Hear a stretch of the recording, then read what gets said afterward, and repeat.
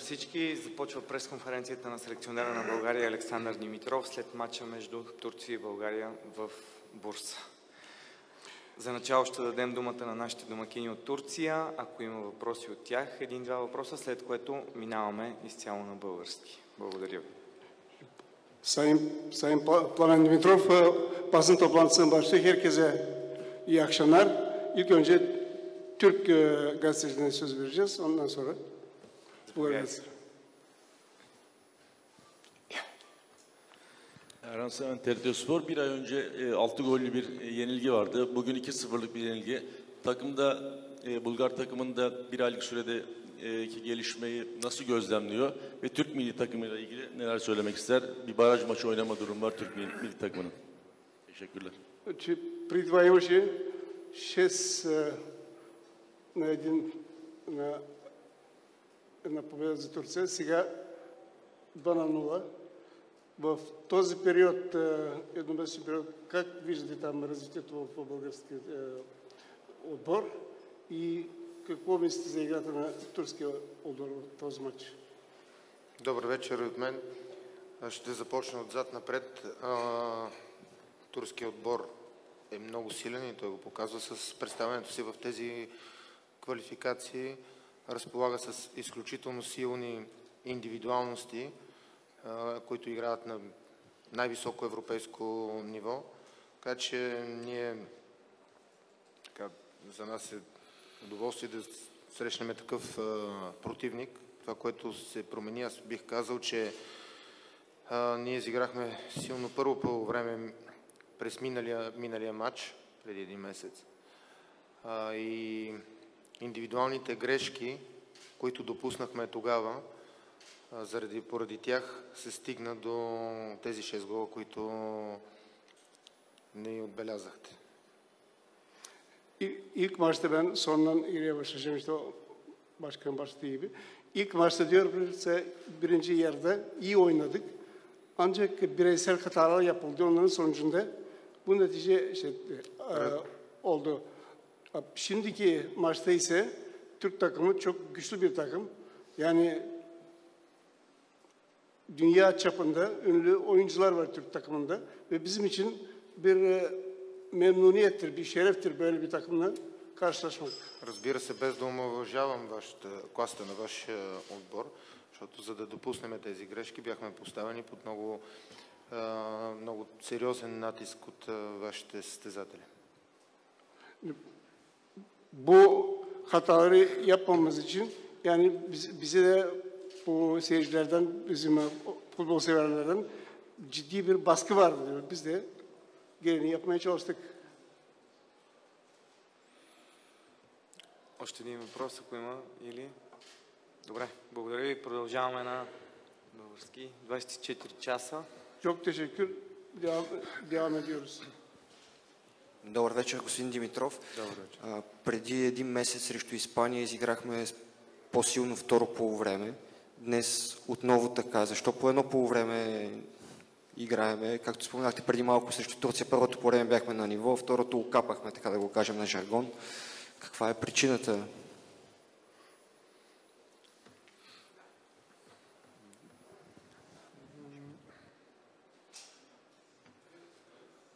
Играме по-уверено, по-високи обороти през едно от двете полувремена и повече хвърляме сили в фаза защита в друго полувреме.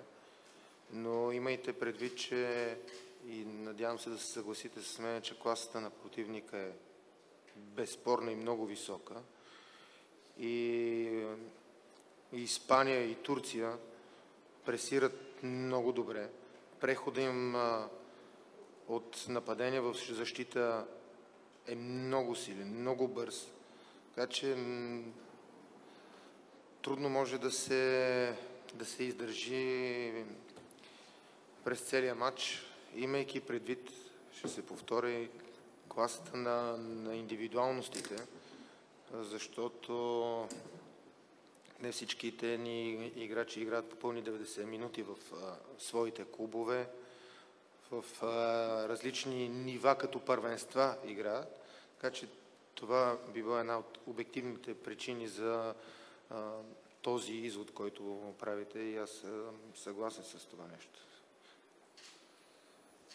Господин Димитров, видях, че сте казали, че има прокоба срещу нашия отбор. Как ще я преборим? И втория ми въпрос е: кога ще започне? Какво трябва да стане, за да започнем да вкарваме голове в противниковата врата, тъй като за сега имаме повече автоголове в тази наистина кошмарна група, в която попаднахме? Това са фактите и ние не можем да избягаме от тях, така е. За прокобата, вижте, има доста негативно отношение към мъжкия национален отбор, не от вчера, не от днес, не само заради мен, ми от доста време. Отговора ми на въпроса как ще премахнем прокобата е с резултати. Трябва да излезем от това положение с резултати, за да можем да придобием по-голяма увереност. Смятам, че трябва да се съгласите, че класата на тези противници, групата, в която сме, и момента, в който ние застанахме на тази позиция, е много трудно, много тежко, но ние вярваме в играчите и те ни дават повод да имаме умерен оптимизъм, че с работа и с отношението, което те показаха, и начина, по който се стремят и стараят да играят, да влизат в мачовете, че ще дойдат и по-добри дни. Защото първо има една приказка: няма все да е така, и второ, няма все да играем срещу Испания и срещу Турция. Включая и Грузия. Не подценявам в никакъв случай тази, че се ославям Грузия, защото, ако не се лъжа, те са осмина финалист на последното европейско първенство. БТА. Димитров, първо искам да ви поздравя за минутите, които отбора показа по-различно лице. Имаше минути, в които отбора контролираше. Моите въпроси обаче са в друга посока. Първо, как бихте коментирал Дуспата?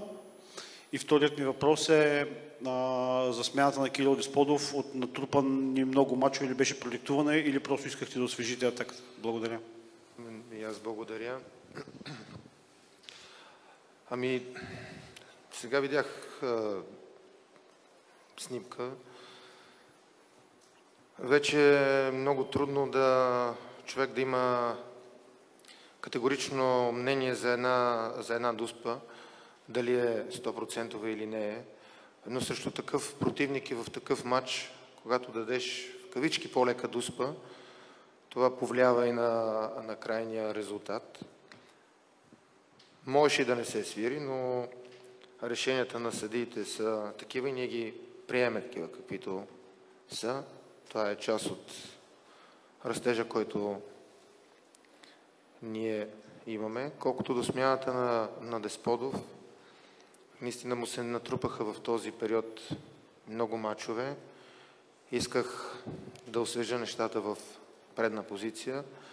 Знаехме, че ще излезнем по-напред и ще ги пресираме и трябваше на по-свеж човек и затова направихме тази смяна.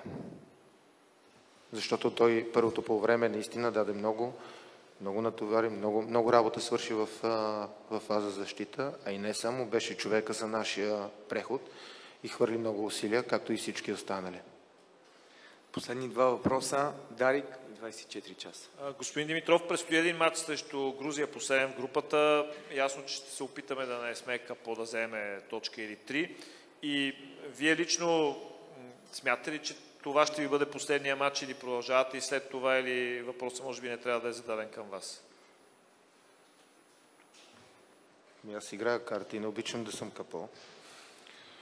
Но няма да е никак лесно. А колкото до въпроса дали съм аз или не, разбира се, че не е към мен, но повярвайте, и ние, и играчите, и ръководството на футболния съюз правим всичко възможно и искаме да излезем от тази ситуация. И знаеме, че единственият начин, по който можем да излезем от тази ситуация, са положителни резултати, а не някакви достойни загуби. И ако може още един въпрос, ще говорите ли с Чернев, защото много така куцо, ако мога да се изразя, два мача, момчето си вкара 2 автогола. На какво давате изобщо многото автогола, които се получиха в тези квалификации?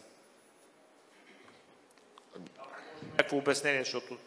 Постоянно анализираме този автогол. Стана първо от центриране, от статично положение, от което ние сами си го направихме. Ние не можахме да изградим атаката и там беше по-големия проблем на индивидуалните грешки.